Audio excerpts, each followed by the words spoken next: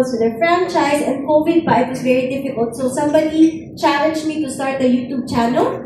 Tapos yung isa doon, nanonood lang siya, nag-message sa amin. Isa siyang hardinero ngayon sa Italy at isang waiter. Nakatira siya sa, ang amo niya, isa sa mga royalty doon. So he said, I just want to ask for help because we have certain goals and gusto namin umuwi sa Pilipinas. So we did the vision board with him on Zoom.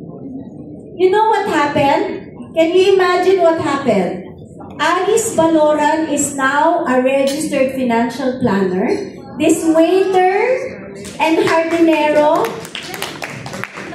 sana nandito siya. This waiter and hardinero paid off all their debts. Binenta niya yung 200 niya na rubber shoes. Kasi mahal yung collection niya ng shoes. Binenta niya, pinambayad niya ng utang. Now, he invests in the S&P 500. Nakuha niya yung ride ng paakyat ng S&P 500 during COVID. And sometimes, from time to time, he'd send me a message. Yung vision board niya, pinipicturean niya. Sabi niya, Nanay, check na to. Nagawa na namin yung emergency fund, nakabayad na kami ng utang, nakabili na ako insurance. One by one, the things in their vision board start to happen.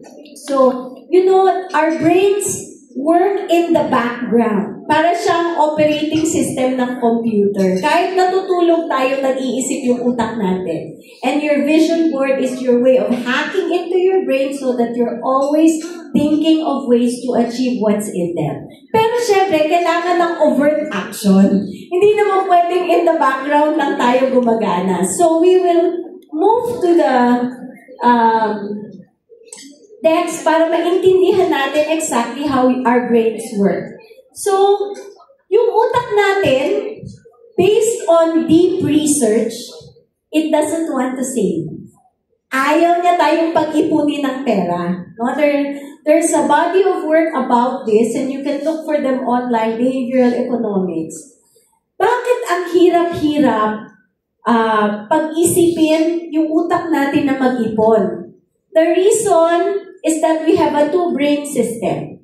Yung isa, yung tawag ko, because you're content creators and reporters and journalists, System 1, the content brain.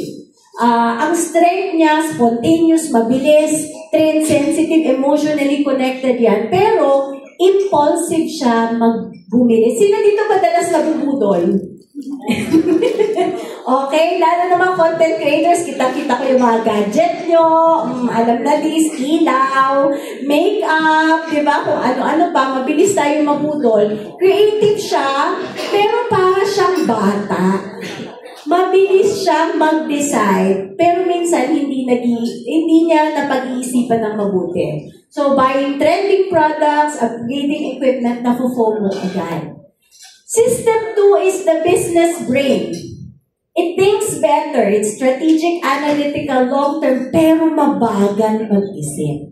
It's slow to start, easily overwhelmed by details. So, kunwari, alam mo na kailangan mag-incorporate ka ng business mo, but you keep putting it off. Sino dito mga content creators na registered na with the SEC or with DTI?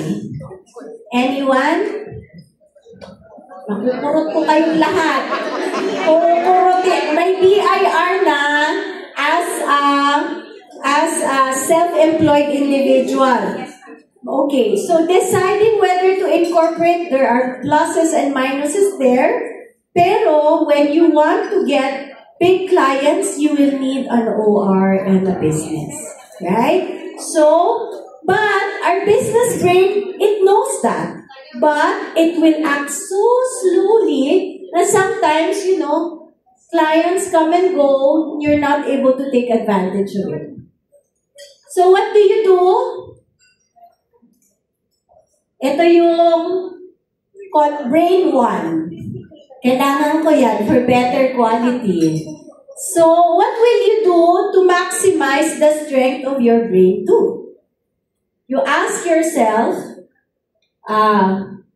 take 48-hour content test. Ask yourself first, aakyat ba ang kita ko if I buy this?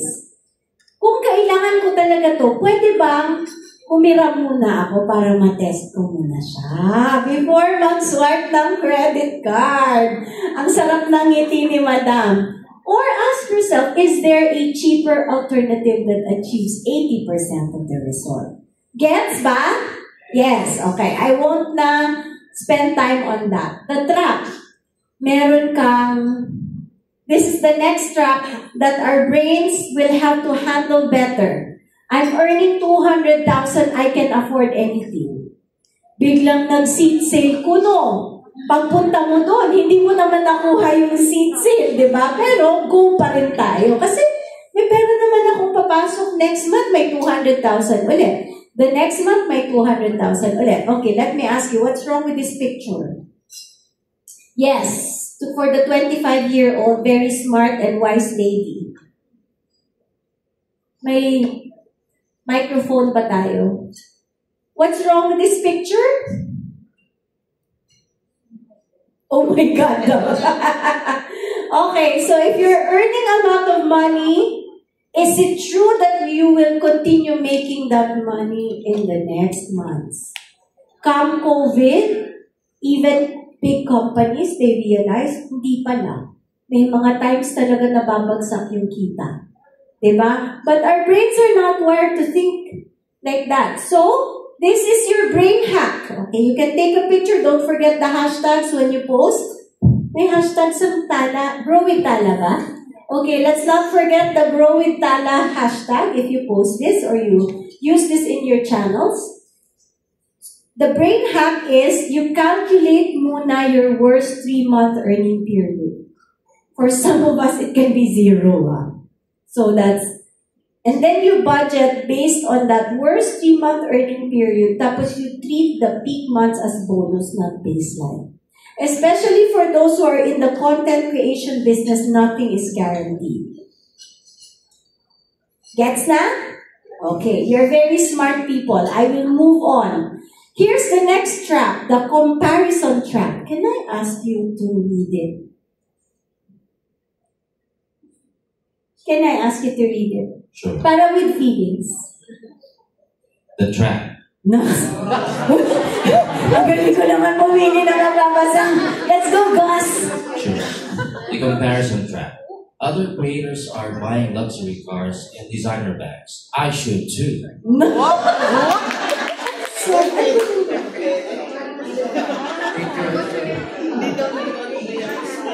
Ang sarap pala mag-workshop ng mga content creators at mga artista, hindi mo na kailangan mapagod. Gusto niyo bang paulit natin sa kanya? Isa pa nga, one more version, safety lang, for the recording. Okay, go. The trap. The comparison trap. Other creators are buying luxury cars and designer bags. I should too. What's wrong with this picture? Akala niya magbabasa lang siya. Sagutin mo yung tanong ko. Oh, madalas to ha. So it's like keeping up with the Joneses. Mga Juan. Oh, nasa Pilipinas tayo. You know, meron na mga kasabihan dito sa Pilipinas, pero intellectually we understand the danger, but nararamdaman natin siya, di ba? Minsan talagang gusto natin, meron yung kakilala natin, lalo na with social media. So what's the brain hack? Behind the scenes reality check. Most luxury purchases are sponsored or borrowed for content. Hindi naman talaga kanila yun. Huwag na natin i-mention kung sinong artista yung nag-viral dahil dito sa issue na ito. Debt and financial stress aren't shown in social media. Ang nakikita lang natin yung magagandang images. So, we need to focus on your vision board instead of the things that you can see there. Actually, me and my friends, we've started this parang kuripot is fun.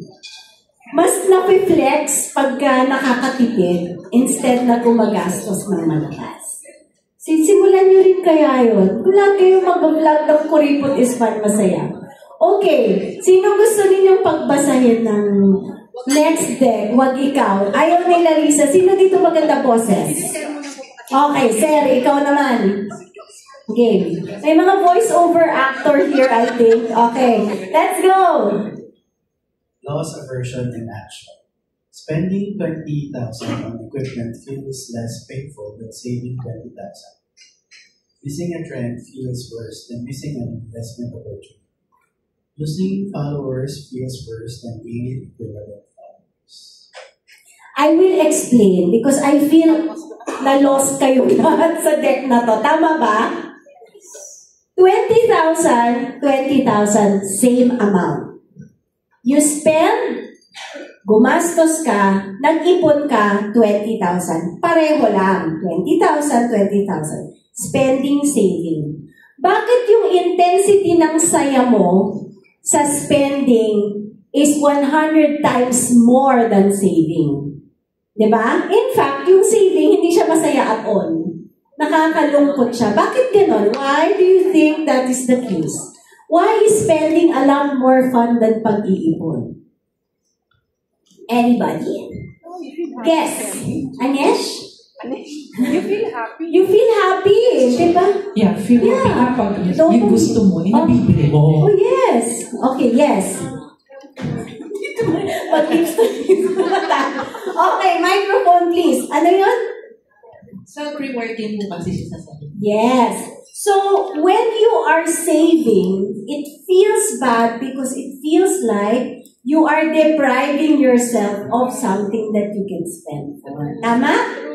Kaso mo, yung intensity ng pain is 2 times higher than the intensity of happiness. Gets nyo ba? So, kunwari, ang stock market, over time, paakyat pababa. Pero everybody thinks of the stock market as a painful place. Why? Even though it's going up over time, the pain of the downturns, double kesa sa saya ng pag-akyat. So that is how our brains work. Saving is painful, spending is fun. And the pain is felt more than the fun. Gets? What's the implication? What's the impact on relationships? Kunwari mag-jowa tayo, madam. Ako yung jowa mo. Yung pag ako nagkasala sa kanya ng once, kailangan kong bumawi 5 times para lang pantay ulit yung pakiramdam niya sa akin. Because ang kasalanan mas masakit ng mas matindi kesa sa ginawa kong kagandahan. Kuha ba? Yes. So what does that mean? Your brain is wired for surviving, not for thriving. So we create systems that work with your brain, not against it. Now that we know that saving is difficult, we have to find a way so that the system will save for us. Okay, this is how we hack our brain. We create automatic transfers. So, kunwari, your client pays you anong araw? Pag may nagpipicture, parang gusto ko umalis. Anong araw nagbabayad yung kliyente? Or the salary, for example, 15 and 30, no? 15 and 30, salary na lang. Gagawa ka na ng separate account if who here wants to have an emergency fund of 50,000 pesos by the end of 1 year? Baba? Okay, in 6 months, sige na, na-challenge naman ako. Baba daw no 50,000 in 1 year. In 6 months. Okay, who here wants 50,000 pesos in 6 months? 50, pakimath nga, 50,000 divided by 6. Ay, hindi, sorry. 50,000 divided by 12 na lang. Magkano? Okay, 4,000. 4,000. Sabihin na natin 4,000. Gawa kayo ng separate na fund for emergency fund, separate na deposit account, and then every 15th and 30, mag-transfer automatically. From this bank account to the other bank account, transfer automatically. You just have to make sure may laman yung parent account, right? Para may magta-transfer. Alam nyo, kahit na Kahit na ma-heartbroken kayo or yung client hindi nyo nakuha na, depressed kayo, whatever happens in your life, by the end of 6 months, you will have 50,000 pesos. So this is how you hack your brain because we understand that the brain is not wired to save. Pag pinilit nyo yung sarili nyo, I won't even blame you if you can't do it. Because that's just how the brain is wired. But we create the system so that we don't have to think about it. Does that make sense? Yes. Okay. It works the same way for tuition. Okay. So si John, ako 4 anak ko.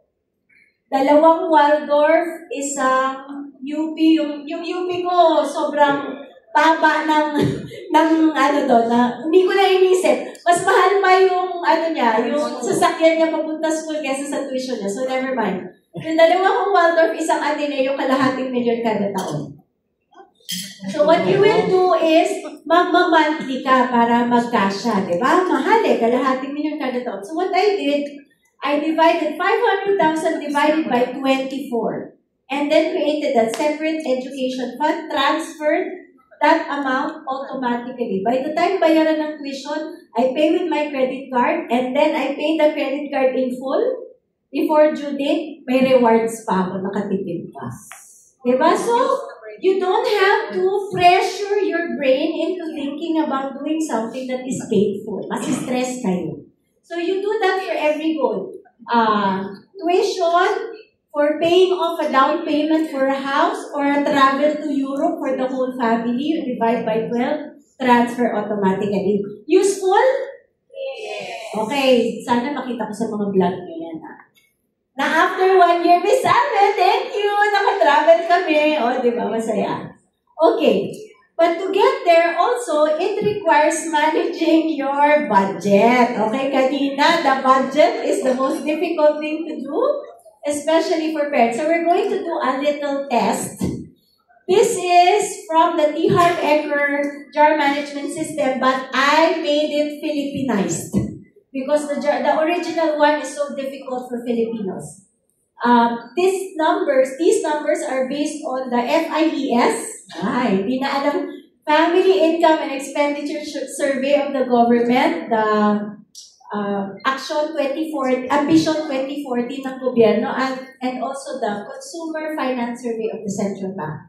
So I put all of the numbers together, and dapat pala 60% ng kita ninyo lang ang napupunta sa necessities. So you have that target so that you can save for the future. It's 60-40. Okay, so here, 60% necessities, long-term purchases. 15% of all of your kita, itabi nyo na for down payment, for a future house, for your trip to Europe 5 years from now or whatever. Your 10% for retirement, lalo na for young ones like this lady here na 25. If you're getting older, you can increase the 10% and take that away from the long term. And give what is give. Sino dito madalas utangan? Yes. Ang bilis ng taas. Okay. Papayagan ko kayo magpautang. Basta dun sa gift jar lang kukunin. Huwag kukunin sa iba. Because when you actually do this, you can tell, alam mo, ito lang talaga pera ko. Kasi yan lang naman talaga pera mo. Nakaset aside na yung pera sa iba. Yung play jar is for your fun time. Your dates, your magpapasalon kayo, maniped, kunin nyo dyan sa play jar. The skills jar is spent for things that will improve your skills. Dahil may AI na, alam niyo ba, mas magaling pa sila magsulat kaysa sa atin. Content creation, ang voice over, AI na. Video creation, AI na. So we need to understand, for example, how to use AI, and that requires money. You budget for it. We cannot not budget for our brains so that our income will continue to increase in the future. Okay. Dahil matatalino ang aking mga kausap, tayo ay mag-quiz. May pa-premyo ba to? Wala pa. Okay. Electric bill, saan? Sigaw. Okay. Panggas. Pang-tuition. Shoes.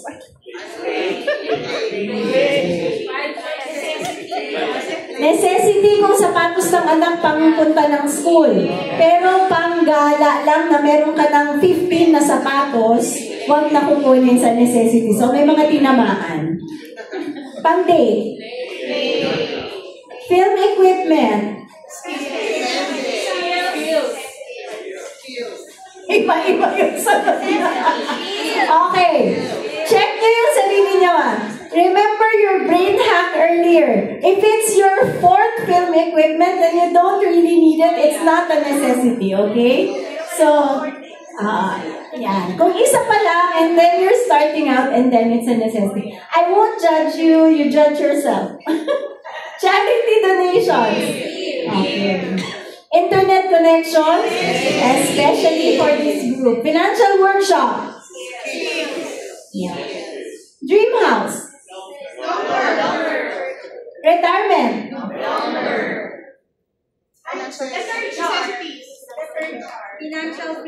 Financial freedom. Good job. Uy, bigyan nyo ng gift yan. Siya na mag-isa. Okay, next. Okay. Ito, this is the most fun part. We're about to end. This is, wow, patapos ng ating presentation. Walang natulog. Okay. But this is going to be fun. The power of compounding is something that not a lot of people know about. It should be taught in grade school, honestly. It is like the eighth or ninth wonder of the world na ba.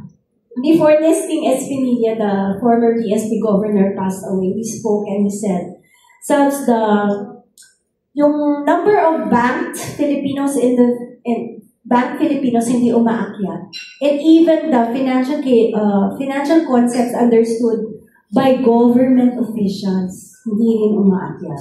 Sabi niya, ang pinaka-importante na maintindihan natin is the power of compounding. What is it? This is the power of compounding done in a story. So, early bird creator, si Mama Sarah, started saving at 25, nung nagka 10,000 subscribers, 15,000 a month yung savings niya for 10 years. Then, focuses only on growing investments. Hindi na siya nag-contribute, 10 taon lang siya nag-set aside ng pera. But her investments earn 10% annual return. At ito, tatandaan nyo, yung kinikita niya, hindi niya wini-withdraw. Tayo, diba, pag ay kumita, pwede na i-shopping. Yung kinita niya, pinayagan niya yung kita na kumita ulit. So that's Sarah. Si Boss Babe Rita, nung nagsisimula siya at 25, nag-wait siya until 35 to start saving. So there's a 10-year gap.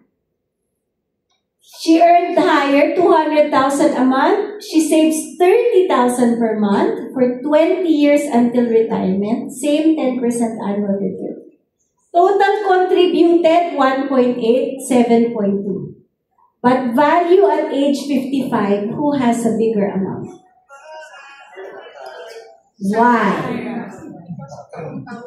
Because of the power. So, Sarah saved 5.4 million less, but ended up with 10.6 million more. Okay. Keep that in mind. Sinong gustong mag-compute? We have a real live calculator here. Come on. I want someone to come up here with me because we are going to compute your retirement fund for real. Live. Okay. Sino? Bakit kayo natakot lahat? Teka, manghahablot ako. Ha? Kunwari lang. Okay, ito, alika dito. Anong ginagawa mo? Nag-edit na siya agad. Alika. Sumama ka sa akin. Alika mo. Okay. Si James na umiyak. Patatawanin natin siya ngayon. Okay, James. Magkano ang pwede mong ipunin every week for your future? 15 po. Once a week. Every week. Siguro mga 3,000. 3,000 weekly, please. Okay. Kunwari, ang MP2 may annual rate na 9% muna. Sabihin natin 9%, tapos pwede bang pilitin, ilang taon ka na? 37 po. 37 pa lang. Pwede bang gawin natin, mag-ipon ka ng 30 more years? So, 67 ka na matatapos mag-ipon. Okay lang yon? Okay, so 30 years pa rin, update projections. Scroll up. Magiging, so if you save 3,000 per week at 9% return for the next 30 years, by the end of the 30 years, you will have 23 million. 4.6 lang inipon mo, investment growth mo is 19. Can you scroll up? 30 years for 30 years. So, posible guys? Possible. Okay. So, this is what the magic of compound growth looks like. I will go up on stage, sorry. Kailangan ko itong pakita. First 10 years, it will feel very painful. Your first million is going to be really hard because it will feel like nothing's happening. But if you notice from here to here, napabilis na, and from here to here, ang bilis na. Bakit? When it's about compounding return, the bigger the base, the bigger the earnings, the bigger the compounding. Kuha ba? Can you scroll up? So, start. Ano yung strategy? Kailan kayo magsisimula? Hindi pwedeng katulad ni Boss Babe Rita na gumimik muna ng 10 taon tsaka na siya nag-ipon. Ayun tuloy, ang daming nawala. So, every month you delay cost you thousands in future wealth. You automate everything. 1,000 pesos per week, for example, is just 143 pesos per day. You think long term? 25 years old, naku, try natin yung 25 years old mamaya. You let your money work for you, your investments will grow 24/7. Next, pababa. If you wait by 5 years, so you're 37, tama? 37. Magsisimula ka mag-ipon, 42 ka na. Nag-wait ka. Can you click add to analysis? Okay na yan. So you lose 9 million by the day. Scroll up. If you delay by 1 year, you lose 2 million. Delay by 3 years, 6. Delay by 5, 9. Delay by 10, 15. Next, scroll up. Okay, I don't want to read all of the numbers. Bahala na kayo. You know what it means, di ba, when you delay. This is the magic of compounding at work. Not a lot of people realize it's really possible. Pero kailangan magsimula ng maaga at hindi mag-withdraw. Kasi pag withdraw natin yung kita, hindi na siya kikita ulit. Mas-stop yung compounding. Does anybody want to try this for themselves? Thank you, James. Palakpakan natin si James. A 25-year-old. Come. Si Julie. Okay, can we go up again? Okay. Julie, how much can you save in a year? In a week? Yes. 2,000? Weekly? Yung totoo Kasi hindi rin po ako ganun gastos. Okay. Matipid. Okay. 2,000 per week. Annual return rate, let's say 9. Pag-ibig MP2, safest. And then, you're 25. How long can you save? You start at 25, tapos ka ng mga 50, gano'n? 25 years o 30 years ka rin? Siguro po 30. Okay, mag-iipon siya for 30 years, update projections. So now, by the end of the 30-year period, you will have 16 million pesos. Possible, right? In the Philippines, parang feeling natin ang hirap kumita ng pera or ang hirap magpalaki ng pera. So it's the same thing. Your magic of compound growth is like that. And then you go up, same thing. And if you delay by 5 years, ganyan din yung magiging itsura. Next. Okay, we move on to the next deck. Palakpakan natin si Julie. Thank you very much. Any questions so far? Yes. No, you. Hi, I'm Jessica. I have a question. It's just a question out of curiosity because I have my savings account and I have my time deposit account. Untouchable. But what would happen if a war broke out? What would happen with my investment and with my money? Wow. If the war broke out, would be hiding under the table. In times of uncertainty, cash is king. Always. Well, di pa ako buhay nung may war. So, I would imagine, I think that's a fair question because of the geopolitical things happening all over the world. And I know that we have anxiety over that. So it's very important, in fact, that you have money in the bank. It's a good thing that banks now are accessible 24/7. So not unlike in the times of old where you have to wait till the bank opens and then you don't know where to get the money. Your investments will most likely, markets will be closed. If wars, kunwari in the Philippines, kung talagang like really big wars. Kasi ngayon, I'll step back a bit. Did you know that since 5 years ago, a war has been happening in the world? Every single year there's a war. And that war, we're still surviving in this part of the world. Our markets have gone up even when wars have happened. But if you're thinking of a major war affecting the Philippines, the West Philippine Sea, and many other things,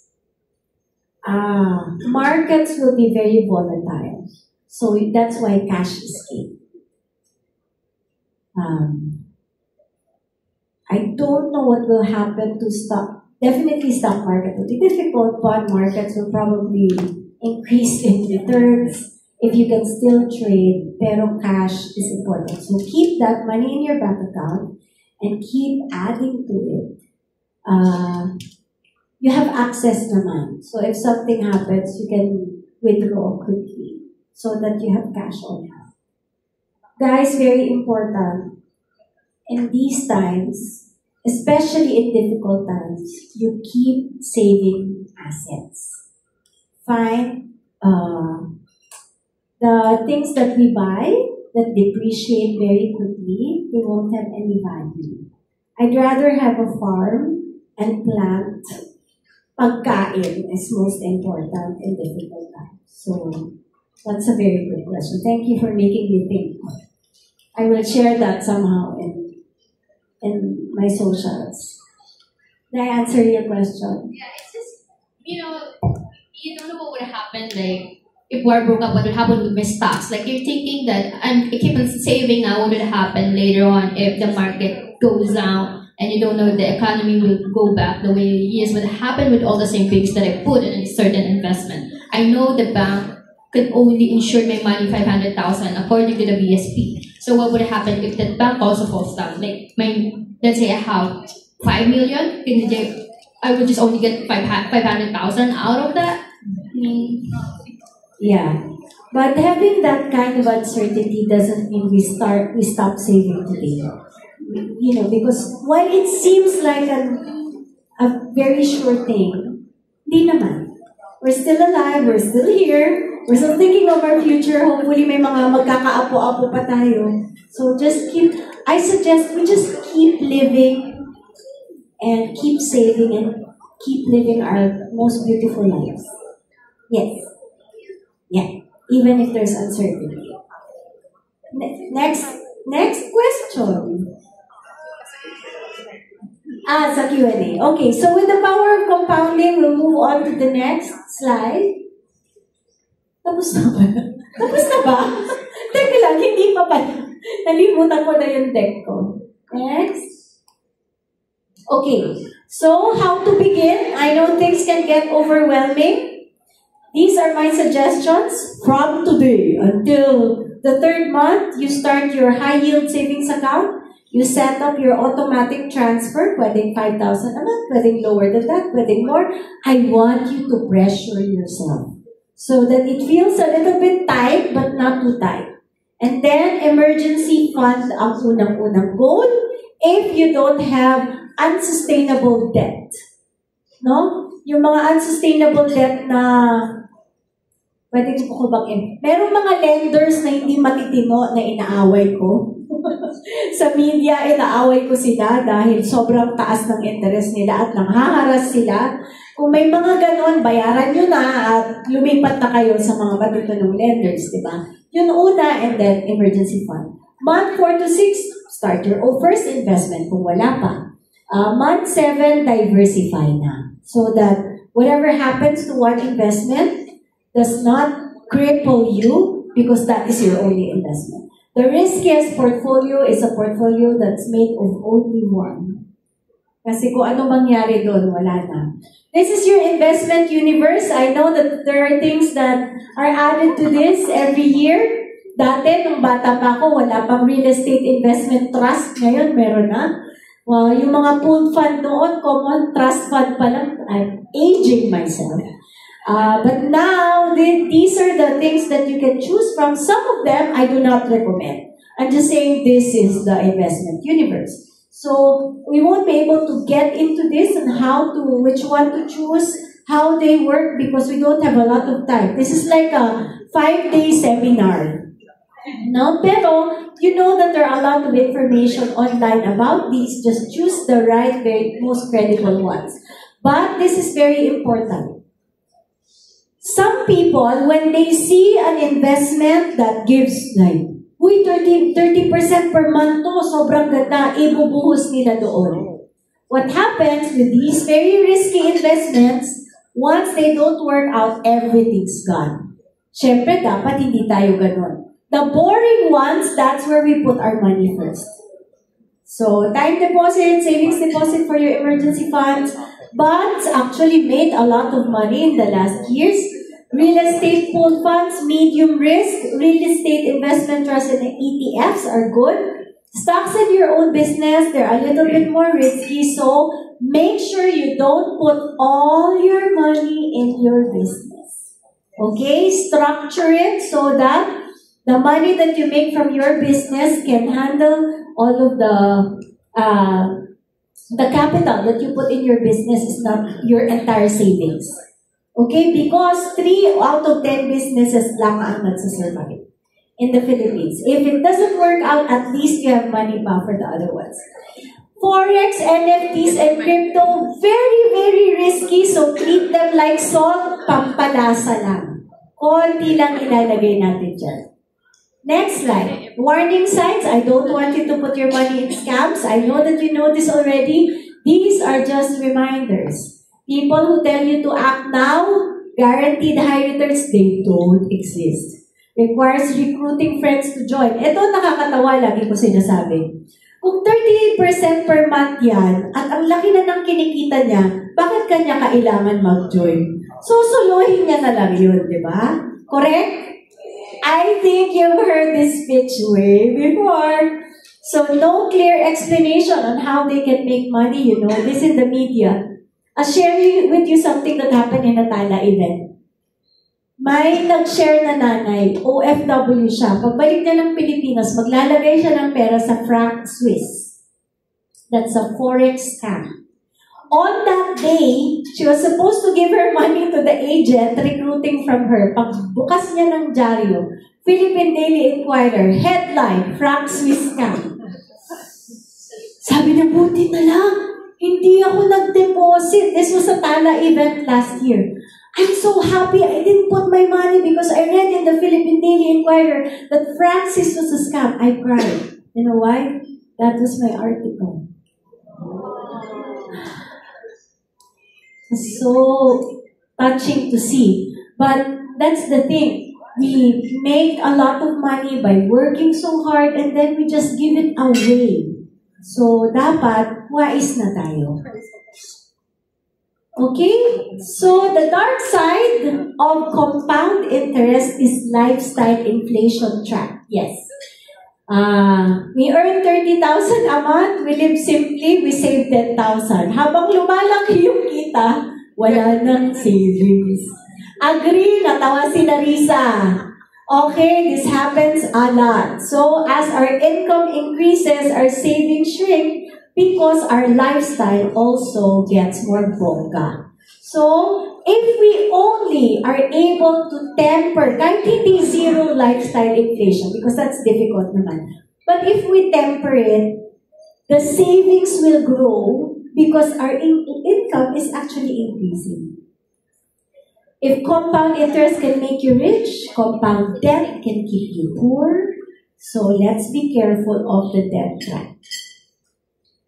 Red zone, 5-6 loans, credit card debt, consumption. For consumption, credit card, you can use it for business. That's totally fine. So long as you pay your bill in full. Huwag magtitira. Kasi pag nagtira, eto tinawagan ko yung credit card company, pag-compute nga sa akin kung ano nangyayari pag may naiiwan. Masakit po sa bulsa, daily compounding. In the Philippines, the annual percentage rate is already very high, and then daily compounding pa when you roll over your utang. So, do not.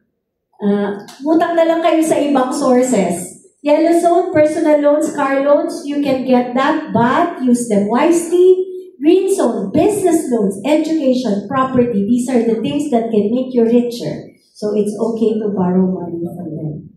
How to use debt wisely is a very important concept. And this is why Tala is one of our favorite clients. Ako kasi because of my work in media, I'm very careful of the partners that I get. Because we get a lot of requests, pero I'm very choosy. Because, I will say this, it's okay, Missy, because I like this group. I like this group. So I work closely with the Central Bank and the Securities and Exchange Commission, as you probably, I don't know if you've seen, but we do. And so, when I was starting, I said, no utang at all. Don't borrow money. But when I matured in the work that I do, I realized that utang is not bad. In fact, it's a tool for empowerment. Unfortunately, some bad players use the growth of our economy and the growing demand for loans not to empower the Filipinos, but to enslave them. How do they do that? They make loans very easy. It's like in 5 minutes you have it in your GCash account. Small loans, 1,000, 2,000, 3,000. But they hide the cost. So it's not transparent. Di pinapakita na pag pumunta ka ng 3,000, 1,500 lang naman makukuha mo. Kasi yung 1,500, kinain na ng mga interest and fees and charges. And as a financial advisor, I know how to compute. When that happens, the interest rate is sky high. It's much, much more than the allowed interest of the government. And when you can't pay, ihaharas ka online. Pinapalabas yung mga ID, minumura ka, they text you all hours of the day, sinisiraan ka sa mga kasamahan mo. That is illegal. So I said to the SEC, okay, I will help in warning people about this, nag-TV patrol na yan, but we also have to give space to the good players. Because when people are deprived and when they're fearful, kakapit sila, walang option eh. Dun ka sama-sama. But if you have the good players, you have the registered ones who follow the rules of the government, then our people will have options. Tapos, they pa like financial education a lot. Saka makakakuha ng lender na magsasabi na, use debt wisely. Diba? That sort of goes against, if you really think about it, some of the, hindi ko nasasabihin kung anong mga brands yun. Some of the lenders who talk to me, they just want people to borrow and borrow and borrow because it increases their portfolio. But Tala, for example, will tell you, okay, this is the right way to borrow. So, I do not have time. We have run out of time. It's 11:30. I will not go through this anymore. I think Anyway, I think information overload already for all of you. So can we just read this together as a group, like a preschool class? In 5, 4, 3, 2, 1. I'm not just I am the CEO of my own media empire. I commit to building wealth as intentionally as I build my audience. I will automate my success, compound my earnings, and create generational wealth while sharing my journey to inspire. Yee-hee! For more